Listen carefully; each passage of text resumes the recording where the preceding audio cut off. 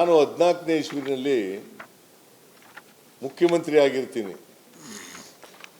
ನನ್ನ ಹೆಂಡತಿ ನನ್ನ ಗಮನಕ್ಕೆ ತಗೋಬತ್ತಾಳೆ, ಹಿಂಗೆ ಅರ್ಜಿ ಕೊಟ್ಟಿದ್ದೀನಿ ಅಂತ. ನಾನು ಹೇಳಿದೆ, ನಾನು ಮುಖ್ಯಮಂತ್ರಿ ಆಗಿರುವಾಗ ಈ ಅರ್ಜಿನೇ ಎಂಟರ್ಟೈನ್ ಮಾಡಲ್ಲ, ಜಮೀನು ಕೊಡಲ್ಲ.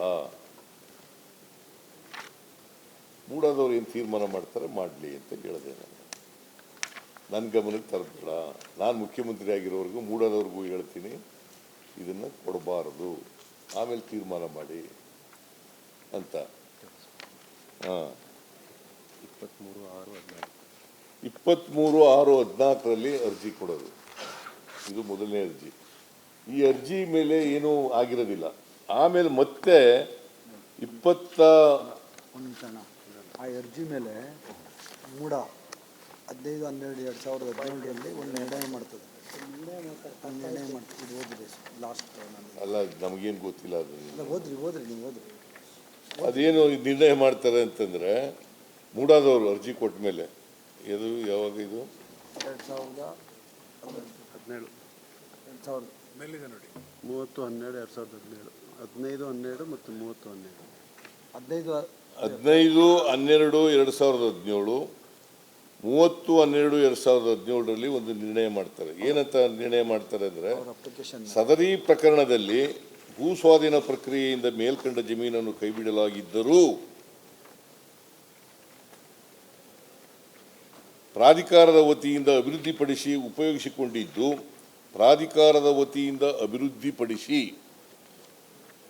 ಉಪಯೋಗಿಸಿಕೊಂಡಿದ್ದು ಪ್ರಾಧಿಕಾರದಿಂದ ತಪ್ಪಾಗಿರುವುದರಿಂದ ಇದು ನಿರ್ಣಯ ಮಾಡಿರೋದು ಮೂಡದಲ್ಲಿ.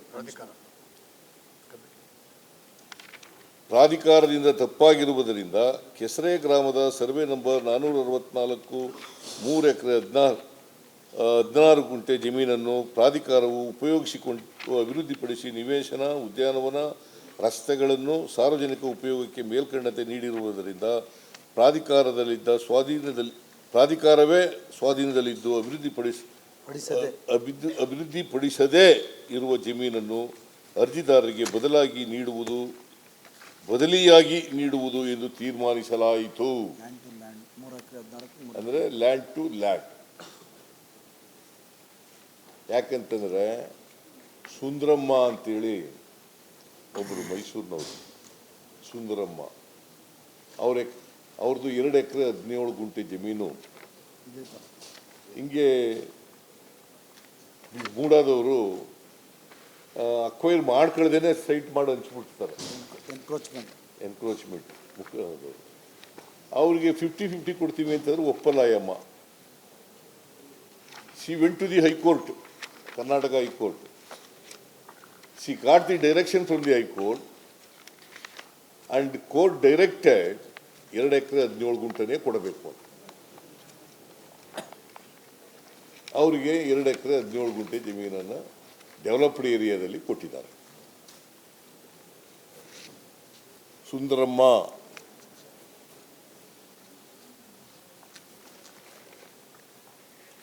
ಇದಾದ್ಮೇಲೆ ಕಮಿಷನರು ಕುಮಾರ್ ಸೈನ್ ಮಾಡ್ತಾರೆ.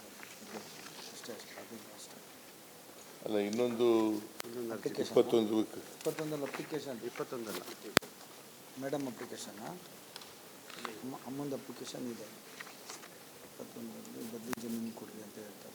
ಆಮೇಲೆ ನಾವು ನೋಡಿ ಇನ್ನೊಂದು 21ನೇ ಇಸ್ವಿನಲ್ಲಿ ಅರ್ಜಿ ಕೊಟ್ಟಿರೋದು ಯಾವ ಥರ ಅಂತಂದರೆ, ಇದು ವೆರಿ ಇಂಪಾರ್ಟೆಂಟ್. 23/6/14 ಇದು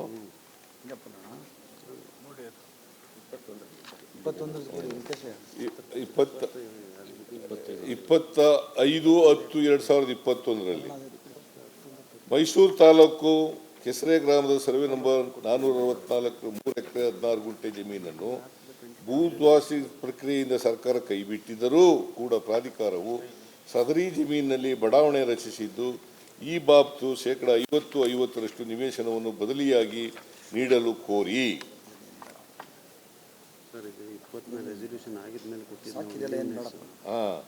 ಸೊ ಇದರಲ್ಲಿ ಕೊಟ್ಟಿರ್ತಾರೆ. ಆಗ ನಾವೆಲ್ಲೂ ಕೂಡ ಅಪ್ಲಿಕೇಶನ್ನಲ್ಲಿ ಇಂತಿದೇ ಕಡೆ ಕೊಡಿ ಅಂತ ಕೇಳಿಲ್ಲ. ಅದು ನಮ್ಮ ಜಮೀನಿಗೆ ಬದಲಾಗಿ ಕೊಡಿ ಜಮೀನು. ನೀವು 50-50 ಕೊಡ್ತೀವಿ ಅಂತ ಇದ್ರೆ ಅದಕ್ಕೂ ಒಪ್ಕೊಂಡಿದ್ದೀವಿ, 50-50 ಕೊಡಿ ಅಂತ ಹೇಳಿದಾಗ ವಿಜಯನಗರದ 3ನೇ ಮತ್ತು 4 ಇಲ್ಲಿ ಸೈಟ್ಗಳಿಲ್ಲ ಅಂತ ಹೇಳಿದ್ರು. ಎಲ್ಲಿ ದೇವನೂರು ಬಡಾವಣೆಯಲ್ಲಿ ಎಲ್ಲಿ ಜಮೀನಿತ್ತು ಅಲ್ಲಿ ಇಲ್ಲದೇ ಇರೋದ್ರಿಂದ ಮೂಡಾದವರು ಏನು ಮಾಡ್ಕೊಂಡಿದ್ರು, ಒಂದು ನಿಯಮ ಮಾಡ್ಕೊಂಡಿದ್ರು. ಏನಪ್ಪ ಅಂತಂದರೆ ಆ ಜಾಗದಲ್ಲಿ ಜಮೀನು ಇಲ್ಲದವ್ರೆ ಬೇರೆ ಕಡೆ ಕೊಡಬಹುದು ಅಂತ, ಸಮಾನಾಂತರ ಕೊಡಬಹುದು ಅಂತ. ನಾವು ಎಲ್ಲೂ ಇಂಥ ಕಡೆ ಕೊಡಿ ಅಂತ ಕೇಳಿಲ್ಲ. ಅವರೇ ಮೂಡಾದವರೇ ನಮಗೆ ಎಲ್ಲದು ಆರ್ಡರ್ಸ್ ಕಾಪಿ ಆರ್ಡರ್ಸ್ ಅಲ್ಲ, ಇನ್ನೊಂದು ಅಪ್ಲಿಕೇಶನ್ ಹಾಕ್ತಾರೆ ಮೇಡಮ್, ಅದನ್ನು ಓದ್ಬಿಟ್ಟು ಲಾಸ್ಟ್.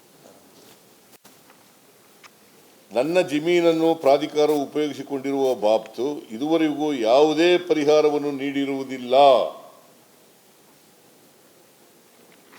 ಆದ್ದರಿಂದ ನನಗೆ ಮೇಲಿನ ಜಮೀನಿಗೆ ಪರಿಹಾರವಾಗಿ ಪ್ರಸ್ತುತ 50-50 ಅನುಪಾತದಲ್ಲಿ ಲಭ್ಯವಾಗುವ ಅಭಿವೃದ್ಧಿಪಡಿಸಿದ ಬಡಾವಣೆಯಲ್ಲಿ 50% ವಸತಿ ನೀಡಬೇಕೆಂದು ಎಕ್ಸ್ಟ್ರಾ ಕೇಳ್ತಾರೆ, ಕೇಳ್ತೀವಿ. 55% ಕೊಡಿ ಅಂತ. ಫುಲ್ ಜಮೀನು ಕೊಡೋದು ಬೇಡ, ಆಗ ಜಮೀನು ಕೊಡೋದು ಲ್ಯಾಂಡ್ ಟು ಲ್ಯಾಂಡ್ ಕೊಡೋದು ಬೇಡ, ಎಷ್ಟು 55 ಕೊಡ್ರಿ, ನಮಗೆ 55 ಕೊಡಿ ಅಂತ ಕೇಳ್ತೀವಿ. ಇಂಥ ಜಾಗದಲ್ಲೇ ಕೊಡಿ ಅಂತ ಕೇಳಿಲ್ಲ.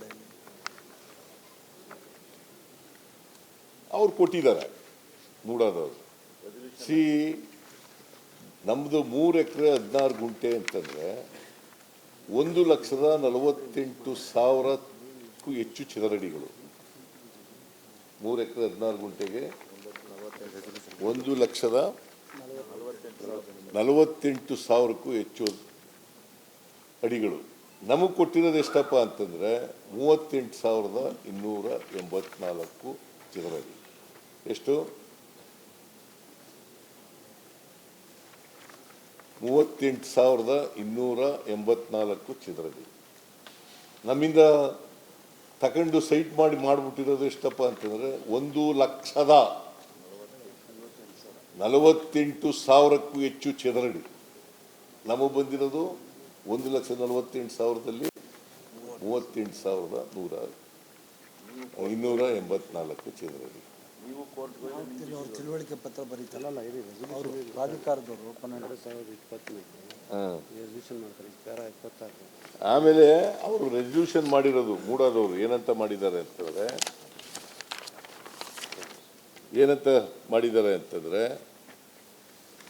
ನಿರ್ಣಯ ಪ್ರಾಧಿಕಾರ ನಿರ್ಣಯ 3 ಭೂ ಸ್ವಾಧೀನಪಡಿಸದೆ ಉಪಯೋಗಿಸಿಕೊಂಡಿರುವಂತಹ ಪ್ರಕರಣಗಳಲ್ಲಿ ಭೂ ಪರಿಹಾರದ ರೂಪದಲ್ಲಿ ಪರಿಹಾರವಾಗಿ ಅಭಿವೃದ್ಧಿಪಡಿಸಿದ ಒಟ್ಟು ವಿಸ್ತೀರ್ಣದ ಪೈಕಿ 50 ವಿಸ್ತೀರ್ಣದ ಅಭಿವೃದ್ಧಿಪಡಿಸಿದ ಜಾಗವನ್ನು ಒಪ್ಪುವ ಪ್ರಕರಣಗಳಲ್ಲಿ ನೀಡಲು ತೀರ್ಮಾನಿಸಲಾಯಿತು. ಒಪ್ಪುವ ಜಾಗದಲ್ಲಿ 50-50 ಯಾರು ಒಪ್ಕೋತಾರೆ ಅವ್ರಿಗೆ ಕೊಡೋದು. ಆಮೇಲೆ ಇದರಲ್ಲಿ ಯಾರ್ಯಾರು ಇದ್ರು ಗೊತ್ತಾ ಕಮಿಟಿನಲ್ಲಿ? ಮೂಡಾದಲ್ಲಿ ರಾಮದಾಸ್ ಯಾವ ಪಾರ್ಟಿಯವರು? ಬಿಜೆಪಿ. GT ದೇವೇಗೌಡ ಯಾವ ಪಾರ್ಟಿಯವರು? ಆಮೇಲೆ ನಾಗೇಂದ್ರ ಯಾವ ಪಾರ್ಟಿಯವರು? ಬಿಜೆಪಿಯವರು. ಎ ರಾಮದಾಸ್ ಬಿಜೆಪಿಯವರು. ನಿರ್ಣಯ ವಿಸ್ತೃತ ಚರ್ಚೆ ನಡೆದು ಇನ್ನು ಮುಂದೆ ಪ್ರಾಧಿಕಾರ ಭೂ ಸ್ವಾಧೀನಪಡಿಸದೆ ಉಪಯೋಗಿಸಿಕೊಂಡಿರುವಂತಹ ಪ್ರಕರಣಗಳಲ್ಲಿ ಭೂ ಪರಿಹಾರ ರೂಪದಲ್ಲಿ ಪರಿಹಾರವಾಗಿ ಅಭಿವೃದ್ಧಿಪಡಿಸಿರುವ ಒಟ್ಟು ವಿಸ್ತೀರ್ಣದ 50% ವಿಸ್ತೀರ್ಣದ ಅಭಿವೃದ್ಧಿಪಡಿಸಿದ ಜಾಗವನ್ನು ಒಪ್ಪುವ ಪ್ರಕರಣಗಳಲ್ಲಿ ನೀಡಬಹುದೆಂದು ಮತ್ತು 50-50 ಅನುಪಾತದಲ್ಲಿ ಭೂ ಪರಿಹಾರ ಪಡೆಯಲು ಇಚ್ಛಿಸದ ಪ್ರಕರಣಗಳನ್ನು ಮುಂದೂಡುವುದು ಸೂಕ್ತವೆಂದು ಬಹುಮತದಿಂದ ನಿರ್ಣಯಿಸಲಾಯಿತು. ಅವರೇ ಮಾಡಿದರು. ಈ ನಿರ್ಣಯದ ಆಧಾರದ ಮೇಲೆ ಇಷ್ಟು ನಿವೇಶನಗಳನ್ನು ಆಮೇಲೆ ಈ ನಿರ್ಣಯದ ಪ್ರಕಾರ 909 ನಿವೇಶನಗಳು ಹಂಚಿಕೆಯಾಗಿರುತ್ತವೆ. 50-50ನಲ್ಲಿ 909 ನಿವೇಶನಗಳು ಹಂಚಿಕೆಯಾಗಿರುತ್ತವೆ. ಆಮೇಲೆ ಪ್ರೋತ್ಸಾಹ ನಿವೇಶನಗಳಲ್ಲಿ 310 ನಿವೇಶನಗಳು ಹಂಚಲಾಗಿರುತ್ತದೆ. ಬದಲಿ ನಿವೇಶನ ರೂಪದಲ್ಲಿ 109 ನಿವೇಶನಗಳನ್ನು ಹಂಚಲಾಗಿರುತ್ತದೆ. ಒಟ್ಟು 1328 ನಿವೇಶನಗಳನ್ನು ಪ್ರಾಧಿಕಾರ ದಿನಾಂಕ 20/11/2020 ಸಭೆಯ ನಿರ್ಣಯದ ಹಂಚಲಾಗಿರುತ್ತದೆ. ಸಿ ಒಂದು ಅಕ್ವಿಷನ್ ಮಾಡ್ಕೊಂಡು ಆ ಜಮೀನಿಗೆ 50-50 ಕೊಡೋದು, ಒಂದು ಬದಲಿ ಇದು ಕೊಡೋದು, ಅಥವಾ ನಿವೇಶನಗಳಿಗೆ ಬದಲಿ ನಿವೇಶನ ಕೊಡೋದು, 50-50 ಕೊಡೋದು. ಅಕ್ವೈರ್ ಮಾಡ್ಕೊಳ್ಳದೆ ಸೈಟ್ ಮಾಡಿ ಹಂಚ್ಬಿಟ್ಟಿದ್ದಾರಲ್ಲ ಅವ್ರಿಗೂ 50-50 ಕೊಡೋದು ಅಂತ ತೀರ್ಮಾನ.